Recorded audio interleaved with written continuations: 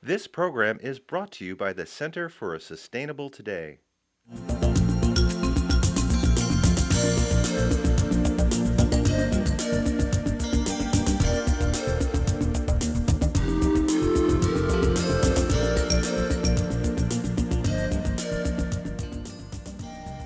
Our world is an amazing, complex living organism, and we coexist in a symbiotic relationship. With this great power comes a great responsibility. A responsibility to ensure the future by taking steps to be sustainable today.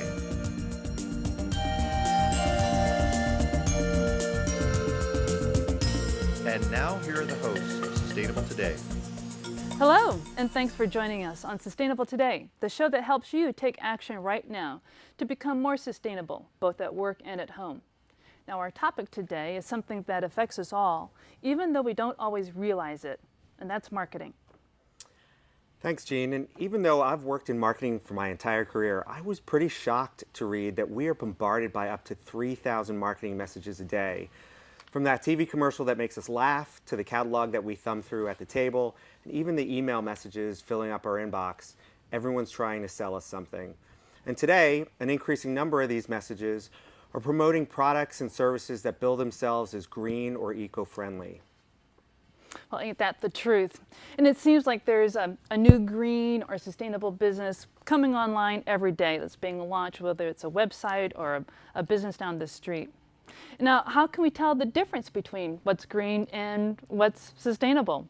And how can those businesses really connect with customers?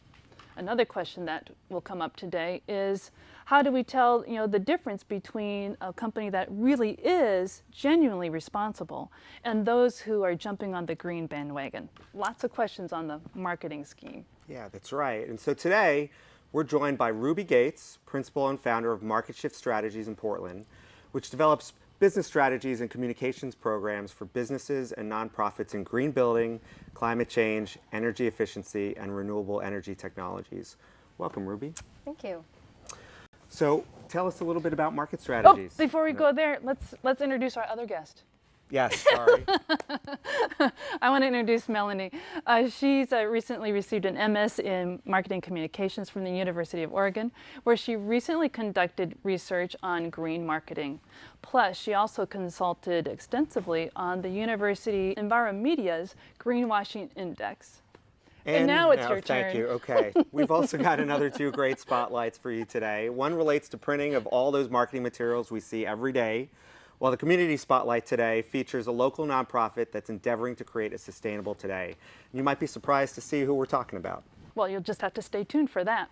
So, but before we get into the main meat of our presentation show today, I'd like to say a little bit about the news. So, a little bit about myself. I used to travel a whole lot when I was doing consulting work, and I would typically stay in hotels that were approved by my client because of some special rate arrangement. Well, my future travel might very well be influenced by what Reuters recently reported on AAA.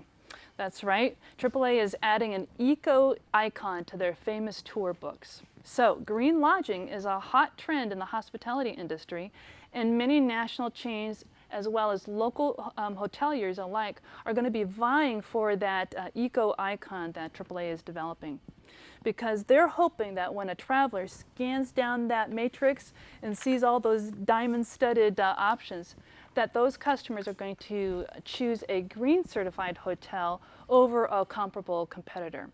Now, a whole host of folks are helping AAA certify those, create that eco icon, including Energy Star, Green Globe, and Green Key. And this is certainly one way that green marketing is hitting the road to mainstream America.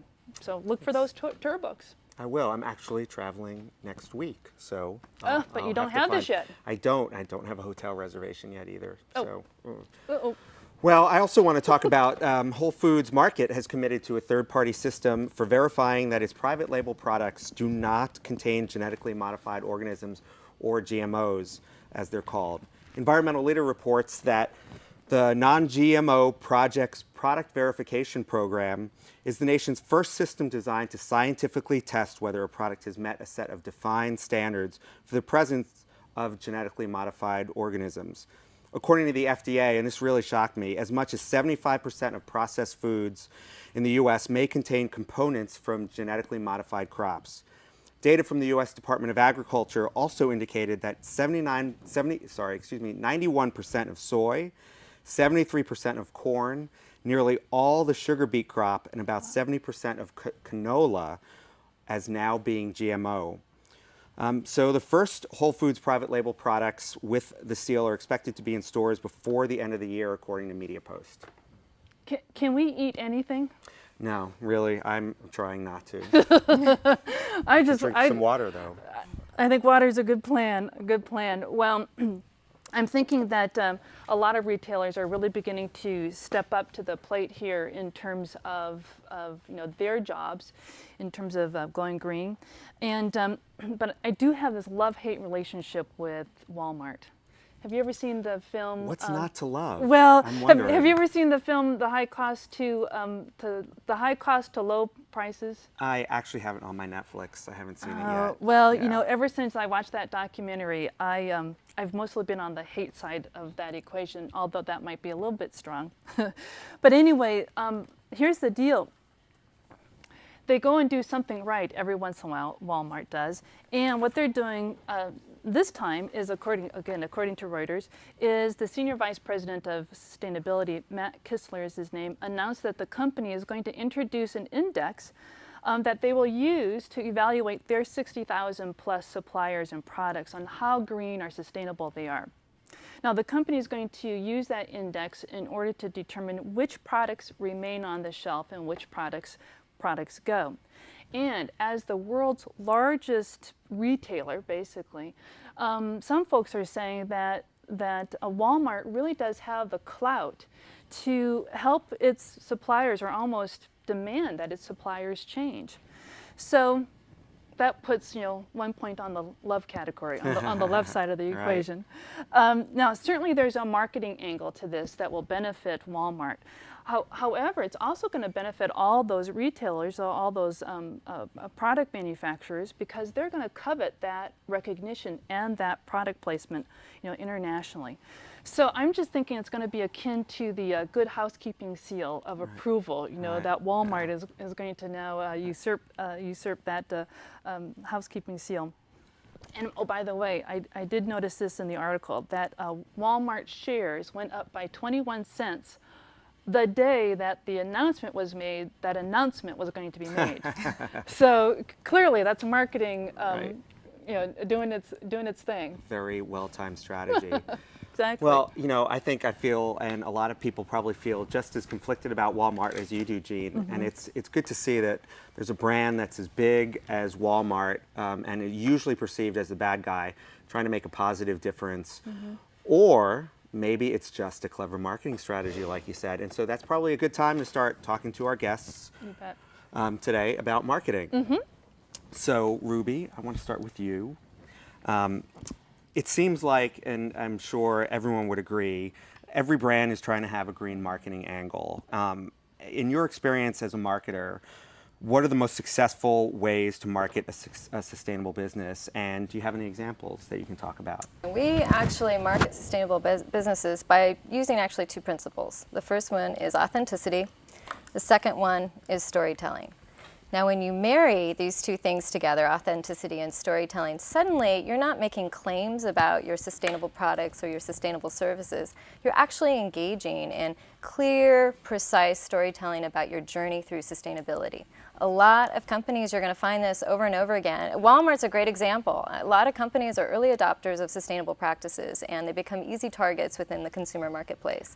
Now, I got a couple of examples that I think actually paint a really clear picture on using authenticity and storytelling. The first one is Teracycle. Are you familiar with this company? Mm-hmm. Yes. For our viewers, talked about that. Let me tell you. Okay.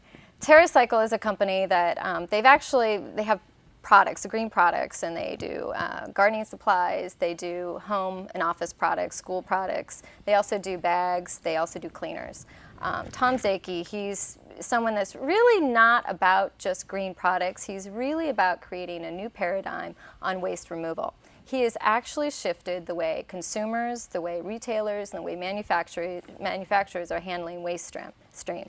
And he's doing this through his company. In fact, every single touch point of his company is actually dealing with a piece about the company. So when you talk about marketing, he's not going out there and just talking about his product. He's actually using it as an educational platform to actually inform people about sustainability. Now, of course, harvesting waste makes this beautiful human interest story, and what's happened is he actually got the attention of mainstream media, and after that, he secured large contracts with big box stores like Home Depot. So the unintended outcome of having, marrying authenticity with simplicity was that he was able to penetrate mainstream marketplace. Wow. So where people were unfamiliar with sustainability, suddenly they were hearing some very powerful messages about waste stream removal and how you can take waste and make it into a viable, desirable product at huge profit margins. Wow. Awesome story. Right. And this Very is all much done through authenticity. So another great story, another great example is a local guy here, and he puts out something called Dave's Bread, Dave's Killer Bread.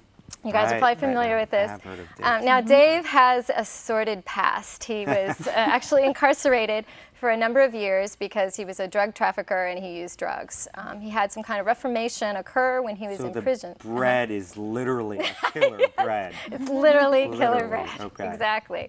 So he had some kind of enlightenment occurred while he was in prison, and when he got out, he and his brother partnered and created a line of bread that was organic. Yeah. So we also spoke to him on this show. I'm like hitting all the touch points here. You got anything new? Is there anything else? What's interesting is there's a million interesting stories out there, and it depends on how you intersect as a consumer. We come from a business strategy point of view, and so we look at companies that are actually embedding sustainability at a very deep level within the company. And so that's where that authenticity piece comes out, and I'm going to talk a little bit more about that later in the show. Yeah, good. So. Great, thanks. Well, given that, I want to come back to this notion of sustainability, because it's not only the title of our show, but it's one of the questions I have around marketing. It's like, who, and Melanie, if you'd answer this question, who actually sets the standard for what is considered sustainable versus green versus organic versus natural? Because I think all of those terms are used almost synonymously now, and so I'm just wondering, can you give us some insights about that? Sure, absolutely. So when we talk about environmental claims, there's essentially two groups. There's the scientific group, and then there's sort of this market group. The FTC is the one who tries to regulate these words, but it's very difficult to regulate words like green and sustainable. I mean, how do you regulate the color green? But they do like to regulate the scientific words. So they have a definition for recycling.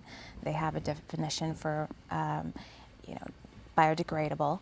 And so they will give you definitions based on that. And then the other group is the marketing group. And these are the words that marketers like to use, the eco-friendly, earth-friendly. They're hot buttons for consumers because when you see it on a package, okay, this may be a sustainable product, but there is no regulation around those words, and they really don't have any meaning. Unless it's the meaning that the marketer really helps create for that brand. Right. It could. It's up to the consumer to really do a little bit of investigation to find out exactly what does that mean to that company. You and I could think of green in two totally different ways. So it's up to the consumer to try to find out exactly what does it mean to this company.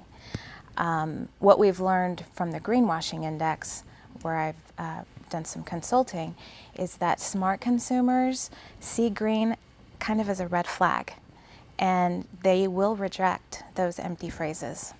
Oh, that's interesting. Now we're going to come back and talk a little bit more about indexes in a few minutes. So I'm just going to lodge that in my head here for a second. But that's interesting. I didn't know that that consumers were beginning to see red when they hear the word green. So let me ask Ruby something to build on that.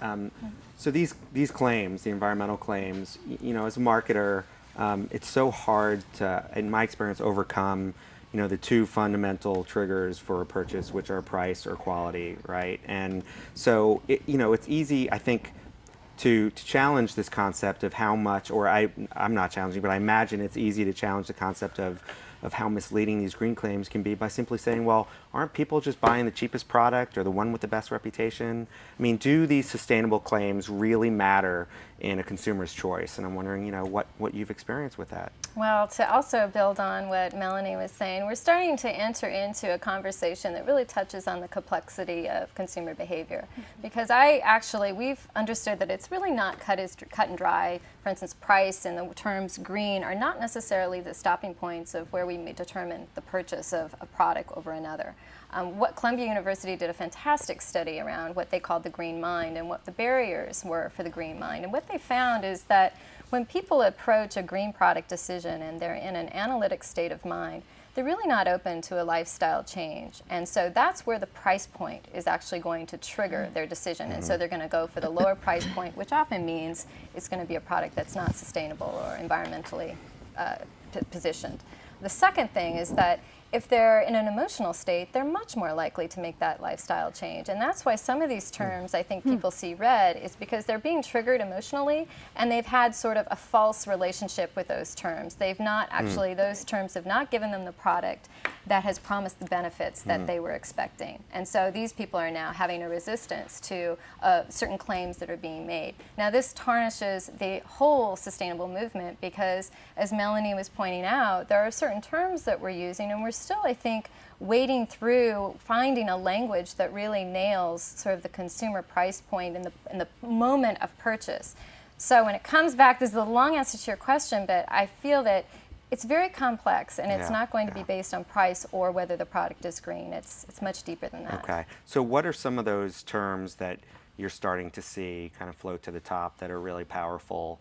If they're not green or eco-friendly, are you starting to tease some of those out? Well, we're starting to see some new terms that are hitting the market. Regenerative economy is one. Upcycle. A great one that refers to Tom Zicky's products, where it's not recycle, it's upcycle. Or downcycle. Or downcycle. Yeah. Eco-capitalism is another framework that we've seen sort of put forth. We've also seen things like, Economy 2.0, which is a reference to this is a new era economy, and how are we addressing that? And that's always embedded in those terms is sustainability. The word sustainability is a word I think also that's being overused, and kind of what Melanie was pointing out, it really doesn't mean anything, but people are using it as we don't have words in our language yet that we've developed to be able to continue the course of conversation.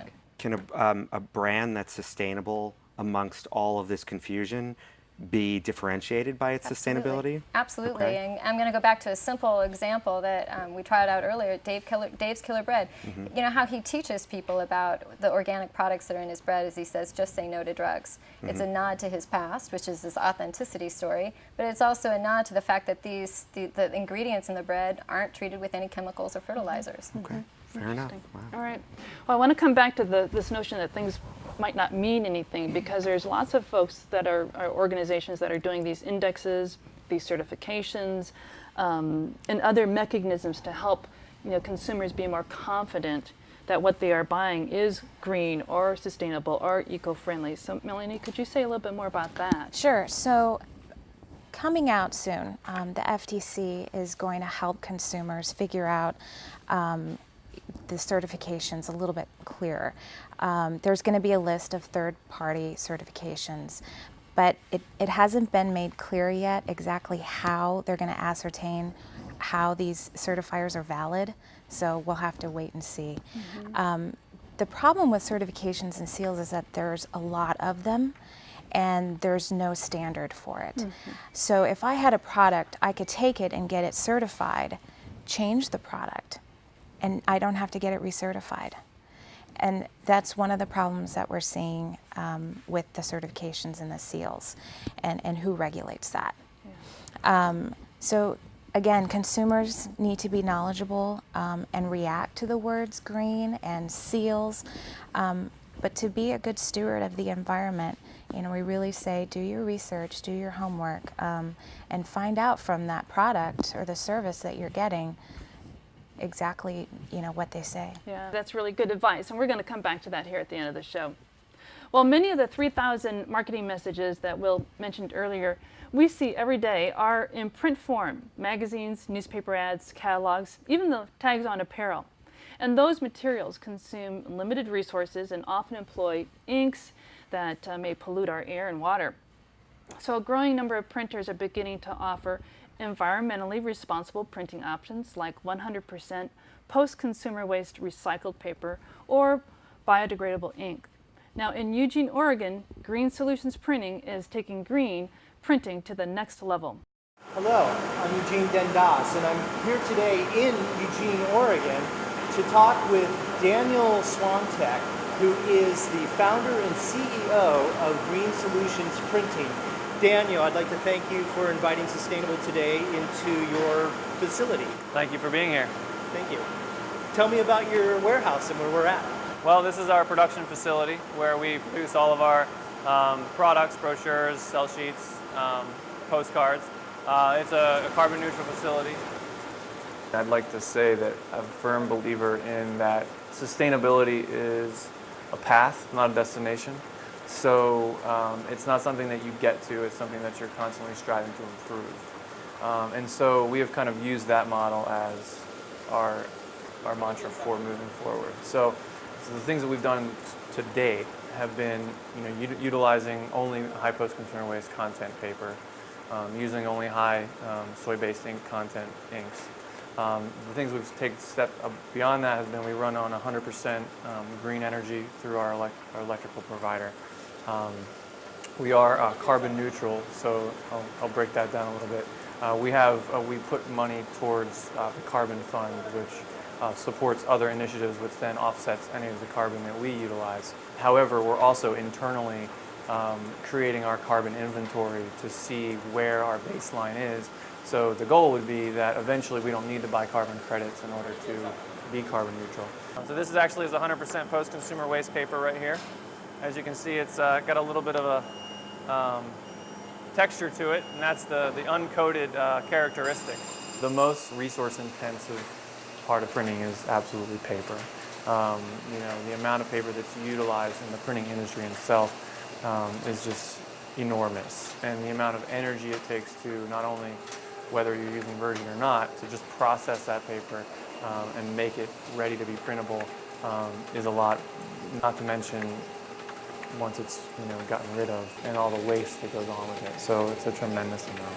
Tell me a little bit about the papers. The minimum post-consumer waste that we use is 30% post-consumer waste, which your normal printer, you're normally going to get either 0 or 10%. They're all, most of them are FSC certified, which is a chain of custody tracking system coming from the forest to the end user. However, we focus more on location, so local paper that's produced either in Oregon or the Northwest, as well as domestic paper. There's what's called pre-consumer waste and post-consumer waste. And so what ends up happening is the paper mills mill the paper and they cut it down to the different sizing that they need. So there's obviously a lot of offcuts from that. So what they end up doing, of course, is putting that back into the system and making that into paper again, which is pre-consumer waste. There's not a whole lot of energy savings there. The paper companies do it anyway. There's not a lot of, I would say, environmental impacts that are beneficial.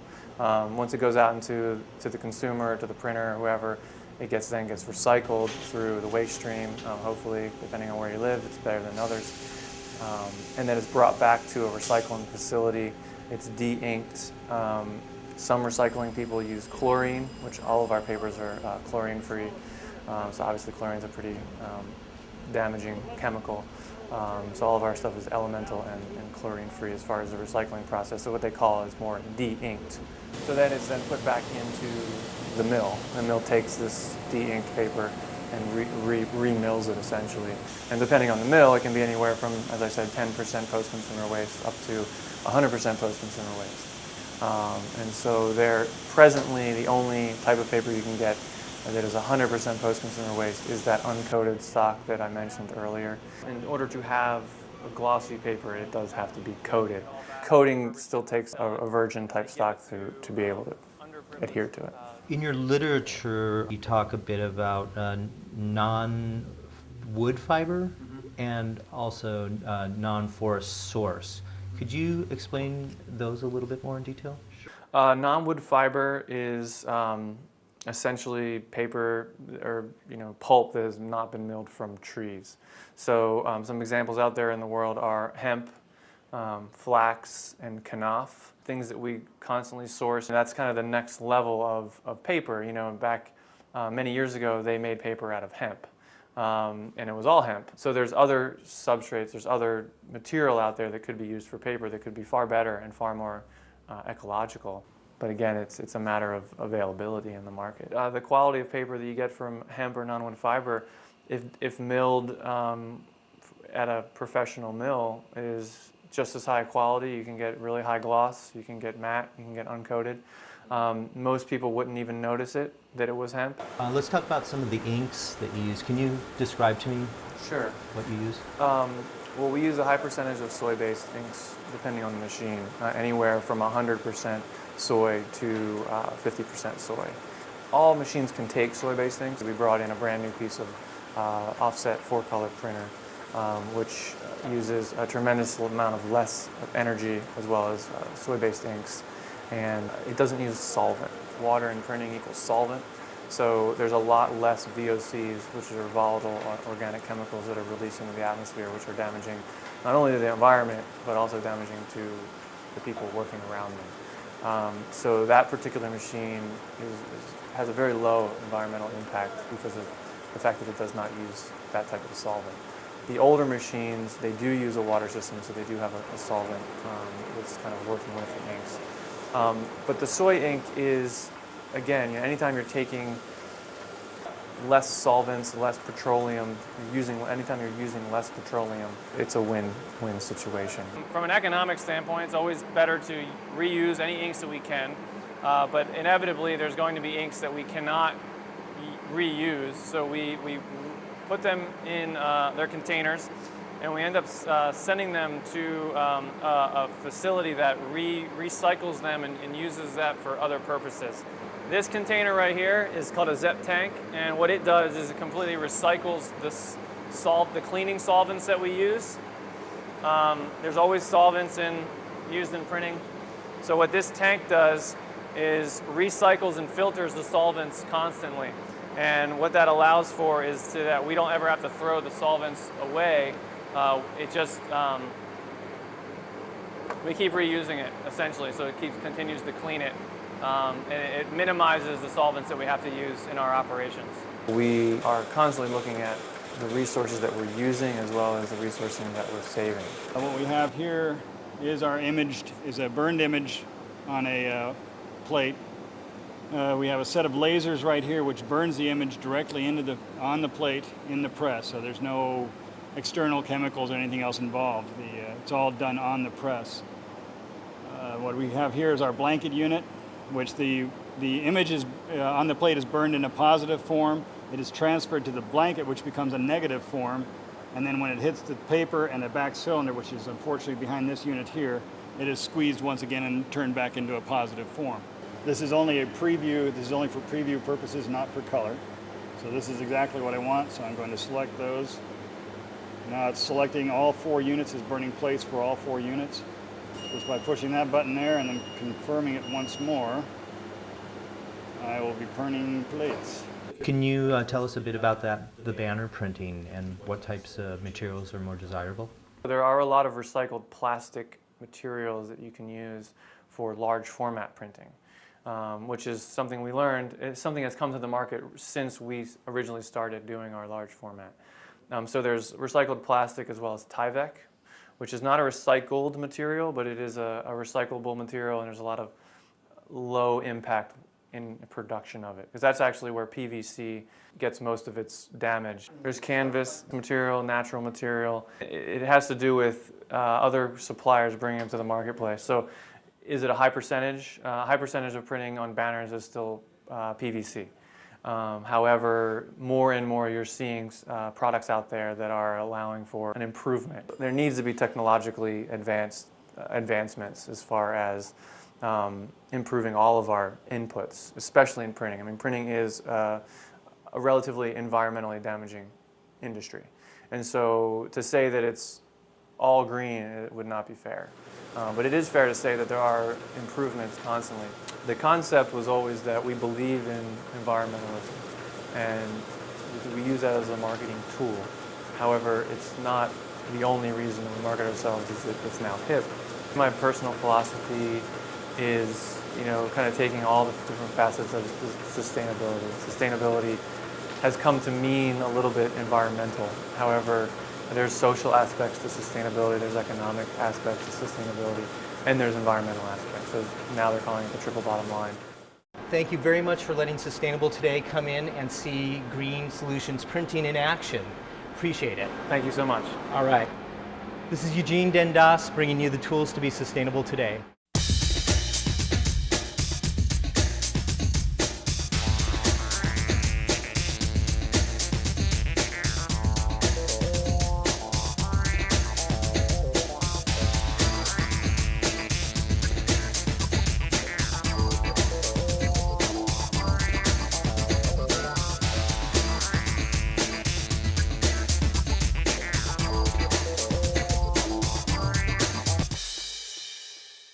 Funny how paper and printing companies once were really threatened by the paperless office concept, when in fact, technology has been such a big boon to these industries.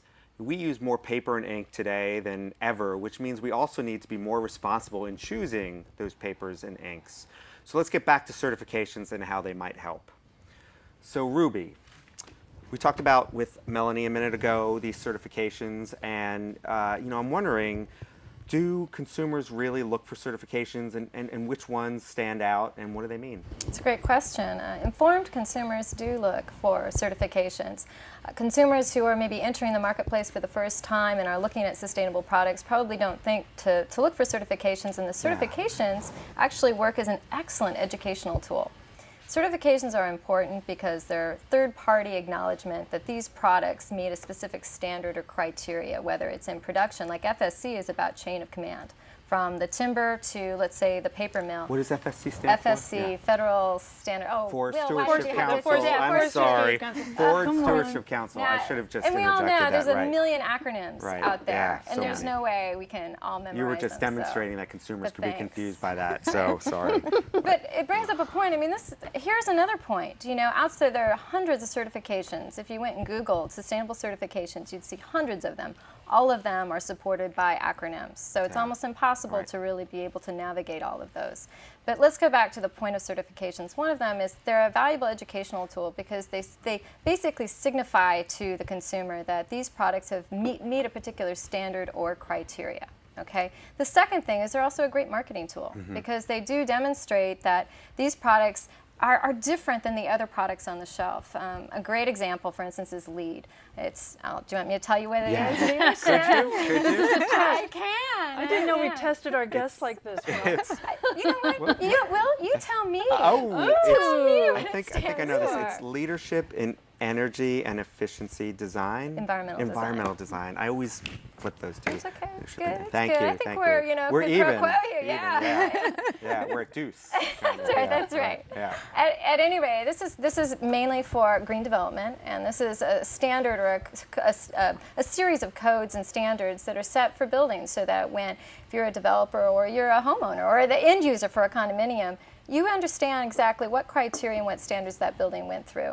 Another one, which is, I think most people are going to be more familiar with this one, is called Energy Star, and this is certification. Well, that's been around for a long time. A long time, right? And it's based on a collaboration with the EPA and the DOE, basically putting forth energy efficient solutions. What's really interesting about the Energy Star, because it has been around so long, it's actually given birth to another generation of certifications. The next one coming up is a program called Save Now, and that's in collaboration with the Northwest Energy Efficiency Alliance, NEA, another acronym. There you go. That's right, and Energy Star and local utilities. And basically, this is mainly targeting plasma screen TVs, basically. Oh, that's a relief. Great. Right. And so consumers will now be able to go into the big box stores where they're purchasing electronics and be able to see these units with a Save Now sticker on it, knowing that these these appliances are 30% more efficient than the Energy Star appliances. And that's and great. Energy Star comes under pretty strict energy efficiency guidelines. So. Right. Well, Okay. now energy is, I think it's managed through the federal government, and Melanie, there's another federal institution that does something similar. That's the FTC. So they're coming out with the Green Guide. I think the first one was back in the 1990s. 1992. Now, so what is the Green Guide? What is it good for, and what can it do for us in the future? Can you say a little bit about that? Sure. So the Green Guides are going to provide some guidance to marketers on how to use the word. It is going to provide, definitions for recyclable. And you want to make sure that, especially if you're using these seals, that you're following the definitions, based on the FTC standards. And these are words that, when you put it on your product, you promise that they are what they say they are. So it has been quite some time since the Green Guides have been updated.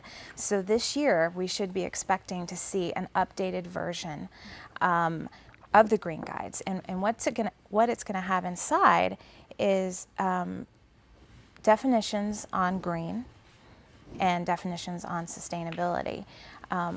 They're doing research and analysis right now with consumers to figure out exactly what they think green is before they make any regulations around the word and the use of the word.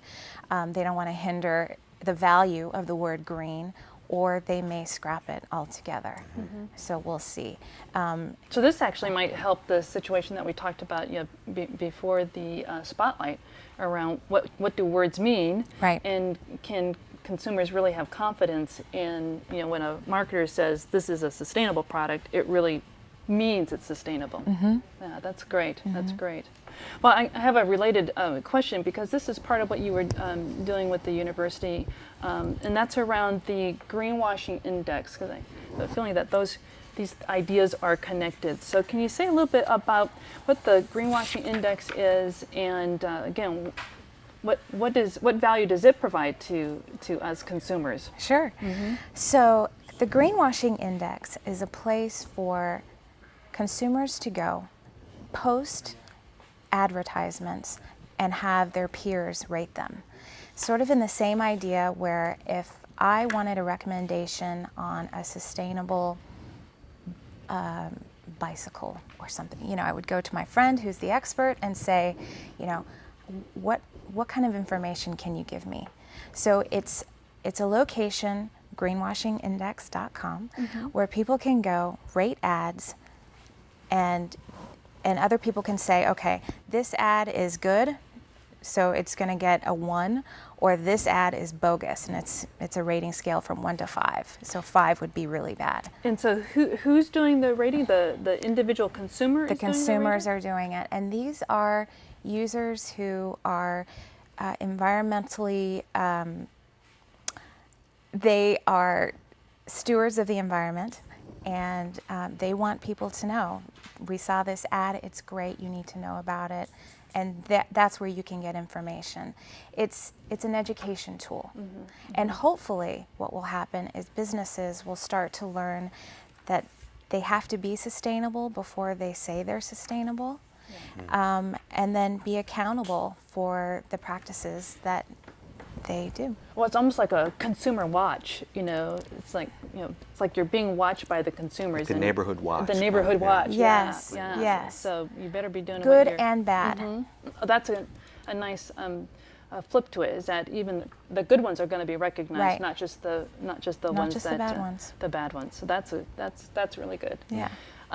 Now I had one other question about this, and that is, are there any really bad examples of greenwashing that's taken place, and if so, what should us consumers be mindful of? Well, we see good and bad on the Greenwashing Index, and the ones that seem to be the worst are the advertisements that have one green aspect to their product or service, but when you do a little bit of further investigation, they're not so earth friendly. A great example of that is sun chips. and it's the multi-grain, chip, and they claim to manufacture their chips in a solar-powered manufacturing plant. Well, it's one of 7 that, they produce these products, and, good, that they're doing it, but, let's get that information out there. Let's inform the consumer. Yeah. So it's like they're making a claim for their entire product line, but really what's happening is it's just one small sliver. 1/7 that, of, right. That's really happening. Yeah. So it's a little misleading. It's absolutely. Another example is clean coal. And unfortunately, coal will never be clean. But there is a major corporate conglomerate out there that has an ad of sexy models in a mine. The song in the background is, working in a coal mine. You remember that old song? Right. And they claim to have this, emissions technology that is, saving the environment, and it's just not. Where can I find this mine that I want to work at? 'Cause Exactly. if you could write that down after the show, that'd be cool. Really cool. Yeah. Well, what I'm really getting is that you just got to really watch each of these advertisements and kind of trust your gut. But then there's places that you can actually go and research and investigate. Absolutely. Yeah, good. So, Ruby, then, I'm curious to hear your reaction to some of those claims, because I would think, as a sustainable brand, that other brands kind of co-opting these values really kind of steals my secret sauce and makes it really hard for me to differentiate myself. Like, how does it feel being on the other side? Yeah, absolutely. One of the things I think that Melanie brings up that is a point that I think is going to be even more profound as we move more deeper into sustainability is this issue of transparency. There is, for some reason, an intolerance for people to not really accept that a company has a journey to take when it embraces sustainability. Now, if Sun Chips is producing chips out of one manufacturing site that's using solar, it would be all right for that company to be a little bit more transparent and authentic and honest about their approach, because I think then you've got a really interesting approach to the consumer, saying, we're on the trail, we're on the journey of embracing sustainability, but it's like turning a huge ship. It takes a long time, and we want to document and make it public, that journey that we're taking. I think a really great example about co-opting is Dow Chemical. This is a company that spent millions of dollars on print and ad campaigns about, just showcasing that they align with sustainability and environmental health. And, time will tell whether a company that is famous for making Agent Orange can actually be considered a sustainable company. So, the pendulum swings both ways, and I think there are some large corporate conglomerates that have actually sort of taken some of the best practices, some honest best practices from sustainability and co-opted them for themselves, and it's made it very hard for the consumer to navigate, because going back to Melanie's earlier point, not all of us have the time to investigate. Right, So. yeah, Right, absolutely. right, exactly. Right. Well, I really appreciate your time today. We're going to talk a little bit about education, because I think one of you mentioned the importance of educating consumers. And so in our spotlight, usually in our community spotlight, we showcase a nonprofit that is supporting sustainability in some way, promoting more sustainable business practices or personal practices. And you might not think of this show as marketing, but really it is, because this is education, and it's probably the most sincere form of education. And that's exactly what the organization that produces this very show, Sustainable Today, is all about: education. So in our spotlight today, we're going to feature our very own Gordon Westfall, the president of the Center for Sustainable Today and the executive producer of this program. But as Gordon explains, the center does a whole lot more than produce TV shows. Hi, I'm Kelly Danielson. We're here at the Green Renaissance Festival talking to Gordon Westfall about marketing sustainability. Hi Gordon, how are you doing? Thank you so much, I'm doing well. Good. Can you tell us a little bit about what we're doing here today? Well, as a nonprofit, we produce a cable television show called Sustainable Today, which is what we're here doing right now, filming for that show. But that's only one thing that we can do to get to the people. What we feel is coming to these kinds of events gives us a one-on-one interaction. We can get up close and personal with people and have dialogue and communication. We can ask questions, we can answer questions, and really get to the heart of what sustainability and self-sufficiency really is and what it means to the average person out on the street. What we do is we bring you the tools to be sustainable today, not tomorrow. And basically we are a 501c3 here in Oregon City, Oregon, Portland metropolitan area. What we really need to start doing is looking at the mindset. We need to start looking at the habits people are doing and what they're eating and how they're functioning in society. So got together with a number of people in the nonprofit, and I came up with the Circle of Sustainable Today. And basically what happens is started out with a video production called Nature's Ways. And Nature's Ways had the former dean of the NCNM on the Ross Island Bridge as the host of the show. And he was a naturopathic doctor, he's a nutritionist. Welcome to Nature's Way. My name is Dr. Chris Melius. I'm a naturopathic physician, and today's topic is the beginning of our journey. From the moment we're born to the moment we die, life is a journey, and we're going to take a guided tour of what you can do for your friends, your family, and yourself to really take charge.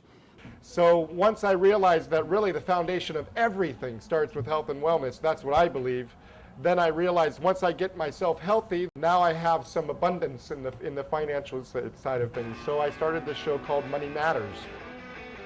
And basically what Money Matters does is it takes a money manager out of Lake Oswego and he helps educate you on how finances work, how the money, how the dollar works, how to save and to function in society with the dollars. So we started the Money Matters show, and so now we get you healthy, we start getting you wealthy.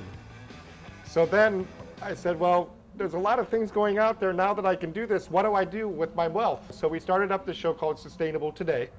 So now that we've got everybody tuned in to sustainability and people want to put in the rain catchment system and they want to, do permaculture and they want to figure out how to compost. And you might think, well, how do you do all that? How do I start with this? It starts with you. What you have to do is plug into your community. You need to tune in to what's going on around you. We really want to get you to know your neighbor. In order to do this, you have to have outreach projects. So what we did is we have an Atkinson Park chemical-free park. I've been at Pullen Ivy for about 10 years. I can reach in and, dig down and find the sprout and stuff like that. So the reason why the Center for Sustainable Today has taken on this project with Atkinson Park is that we feel strongly that our kids and the animals that we have, we should make sure that they have a place to go, that we don't have to worry about them having chemicals in their systems or being, susceptible to any of these harmful chemicals. So what we've done is we've taken it upon ourselves to come in and prevent chemicals from being sprayed in this park. No herbicides, no pesticides in this park whatsoever. We want the city to say, you have a green space as long as you do the work. They were spraying around the edges, and I would go, when I saw them, I would tell them to stop because I have cats. And there's deer in here. It's a shame to have them spray. I think it's wonderful what you're doing. Another outreach mechanism that we have was this Trails Crossing bench. This is a bench that was created in Oregon City. It's a bus stop on a corner that was neglected. So what we did is we came through with the City Repair Project and created a partnership with City Repair and Price the Healers, which is a nonprofit that owns that land there. And this is all volunteer. All the businesses gave all this stuff. This is a $15,000 bench. It was all free. It was community driven as well by volunteers. And what this did is empowered our neighborhood. It empowered the people to get involved and get to know each other. You created something lasting and sustainable and linking form and function, linking art and usage, linking people in really wonderful ways. So it's with a great deal of pride that on behalf of the citizens of Oregon City, I am participating to help dedicate this in perpetuity for our community. And what this did is empowered our neighborhood. It empowered the people to get involved and get to know each other. And now there was people coming out of the woodwork. I didn't even know who they were. Really, this whole paradigm shift was watching right in front of my eyes, and it was really great. And I started creating social connections with these people. and they started backing us on a lot of the other projects that we have coming up in the future. Our next thing is to, of course, create the gardens. The gardens is a permaculture-based gardens, biodynamic gardening, permaculture, intensive companion gardening, which is a CSA in Oregon City. I'm Mo McKenna, and I'm the board chair of Singer Hill Gardens, and we are a backyard, urban, community-supported agriculture. Shareholders buy in at the beginning of the season, and we provide them with a share of the bounty that comes off our properties. And then also, we have the people who loan us their backyards, we give them a share of the vegetables, and we also trade a lot with people as well. And we also have a demonstration garden that we're working with another nonprofit in Oregon City. We're just doing general cleanup today, so chainsaws, regular just pruners, and of course the little tractor will be our main tools for the day. We create partnerships with people, we create partnerships with businesses and nonprofits and individuals as people, and we get them to work with us. It's all community supported. All of everything that you have to do, you have to get the community involved. So what we want to do is in the future create a center for the sustainable today. We want to have a place where you can come to learn these things, and this is what we plan on having it look like. This is a structure that we want to have that you don't have to use electronics. You can amplify your voice just by standing in the center of the geodesic dome. You have the natural lighting coming into the geodesic dome. You feel the round energy flow. Nothing stops, it's always flowing. So we like the idea of the temporary structures. We like the idea of being able to pick up and move it when you need to. We like the idea of being able to feel like you can expand your wings and fly, you know, and that's really what this is all about with the gathering space. In order to do it, we got to do the chocolate. Oh, wow. Go ahead and try a piece. It's cacao butter, cacao powder, and agave. There's no sugar in this. It's got Inca berry from Peru. And so what's this? Inca berry. That's the Inca berry? Yeah. It's 100% cacao butter and cacao powder, and what we do is we make the chocolate to help fund our projects like our cable show, Sustainable Today. And we also do a chemical-free park on 16th and Jackson, which we use to offset the carbon footprint and the devastation of transportation and growing of it. So we do the chemical-free park to offset the carbon. We make it here local. I just made this morning, and you can order it on our website by the pound or by the bar. I got a $5 bar, which is really nice. And ordering it, I do a really amazing raw ginger and strawberry chocolate, or raw ginger and cranberry chocolate, and the cacao nib chocolate, and then the Inca berry chocolate. And you can order it the way you want it, or just plain chocolate. But it's all fair trade. Cool. Yeah. I can think of a couple of people who this would make a good gift for. So. Oh, it's amazing. And I think we already tasted all the chocolate, right? So this chocolate is a vegan chocolate. It's made to be healthy. It's a sustainable chocolate. One more thing that we do is the festivals and events, and we do a monthly fundraiser and a viewing party. It's called the Sustaining Cascadia Convergence. And what we did is we started at the Marriott. We served a 3-course vegan organic dinner. It was all local products. We had Bill Bradbury and Mike Burnett, the president of Climate Trust, came in and spoke. And what we did is we showed the Sustainable Today show that Bill Bradbury was on and Mike Burnett about climate change. When you're sitting in front of your television and you want to ask a question to Bill Bradbury or president of Climate Trust, you can't. Good luck even meeting with them, right? So what the Sustaining Cascadia Convergence does is we bring those people to you. I want to just give you some slides that we've developed specifically for Oregon relating to climate change. And start with Mount Hood, which is our favorite mountain near here, as we all know. That's the White River Glacier in 1902, and that's the White River Glacier in 2001. And there's been a 61% shrinkage of the White River Glacier. Every month, on the second Saturday of every month, we have the Sustaining Convergence, so you can go to our website and check that out. A little bit of pipeline. And the Midsummer's Green Festival is an annual fundraiser, just like this. It's an annual fundraiser. This is a trade show for local businesses, and it's a great opportunity to come in and listen to music. And really, the ultimate thing, what we're trying to do is we're trying to get you to understand that sustainability and self-sufficiency is really fun. It tastes great, and it's fun to be a part of.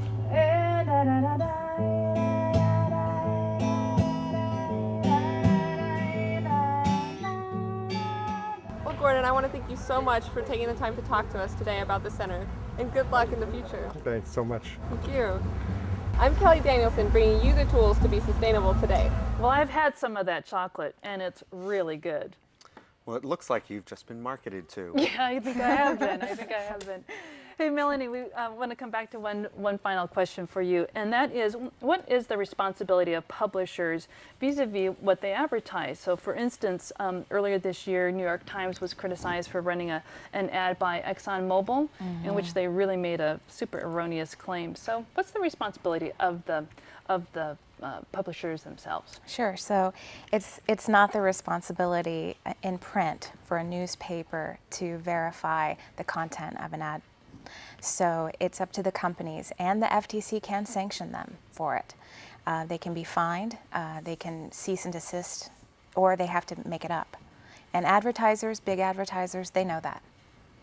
Okay. So you're talking about the companies themselves, like Absolutely. Exxon should have known better. Exxon should know, and their advertising company should know better. Yeah, all right, well, makes sense to me. And the only thing preventing them is the fear of the FTC fining them or kind of the public lashing out. Right. So it's up to consumers to question those ads.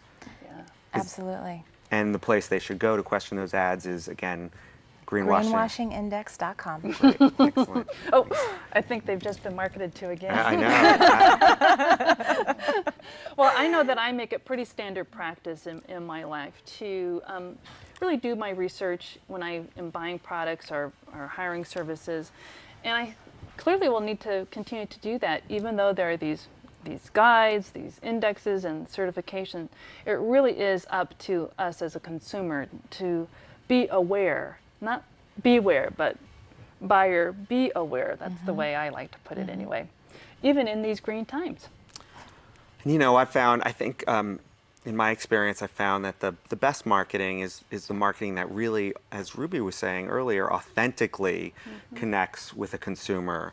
And, you know, brands that are honest and authentic develop a relationship that's based on trust with their consumers, just like a relationship, right, in the real world.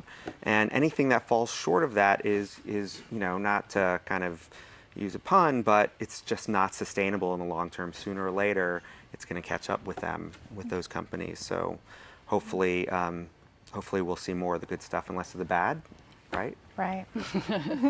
Great. Okay, well, that's it for our show today. To learn more about the Center for Sustainable Today, our events and projects, please visit our website at sustainabletoday.org. Until the next time, I'm Will Volota. And I'm Jean Bauman, and I'm asking you to make your everyday choices count at work and at home so that you can become more sustainable today.